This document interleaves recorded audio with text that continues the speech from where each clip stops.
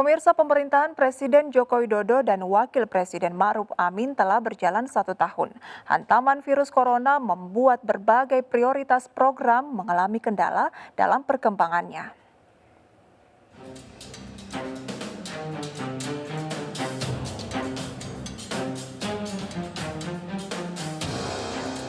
Sejak beberapa bulan usai dilantik, pemerintahan Presiden Joko Widodo Ma'ruf Amin berjalan mengikuti program yang telah dirancang. Namun di awal 2020 saat pandemi COVID-19 melanda, membuat pemerintah harus membanting setir untuk program prioritas. Pelantikan Presiden pada 20 Oktober 2019, Jokowi tegas mengusung 5 program prioritas, yakni pembangunan sumber daya manusia, pembangunan infrastruktur, penyederhanaan regulasi, penyederhanaan birokrasi, dan transformasi ekonomi. Pemerintah pun harus mengubah sejumlah haluan untuk memulihkan kondisi nasional, baik kesehatan hingga ekonomi. Presiden Jokowi menegaskan merubah rumusan program kerja serta realokasi anggaran negara kepada pemulihan kesehatan. Sambil memfokuskan kepada pemulihan kesehatan, pembangunan infrastruktur juga terus berjalan. Selain itu, di sektor ekonomi, pemerintah meluncurkan 16 paket kebijakan untuk mendorong tumbuhnya investasi dan ekonomi nasional.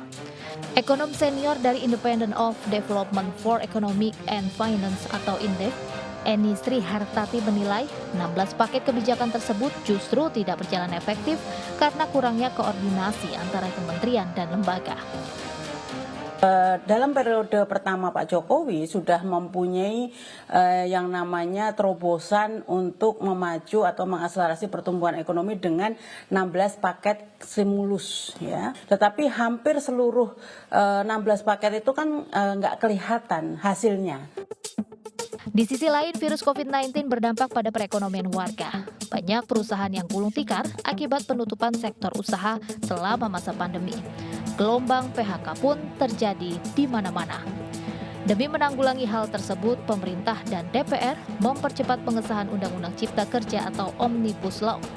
Hal ini juga dimaksudkan untuk mendorong iklim investasi melalui perizinan yang sederhana. Namun Eni menyayangkan Undang-Undang Sapu Jagat tersebut diselesaikan secara terburu-buru. Ketika ini mau diselesaikan dengan Omnibus Law yang sangat radikal, karena ini seluruh sektor dibahas bersama-sama. Nah ini yang dan seperti dikejar-kejar waktu gitu kan, dan diselesaikan dalam waktu yang sesingkat-singkatnya. Nah ini yang akhirnya menimbulkan berbagai macam kepentingan yang tadi, berbagai potensi moral hazard ini masuk, menunggangi atau mendegradasi dari niatan mulia tadi. Eni meyakini Indonesia akan lepas dari jurang resesi di tahun 2021 jika pemerintah komitmen menyeimbangkan antara pemulihan kesehatan dengan pemulihan ekonomi. Stimulus yang diberikan pemerintah menurutnya akan optimal jika rantai penyebaran COVID-19 bisa dihentikan. Dari Jakarta, Rizka Ayu, Riki Kurniawan, iNews melaporkan.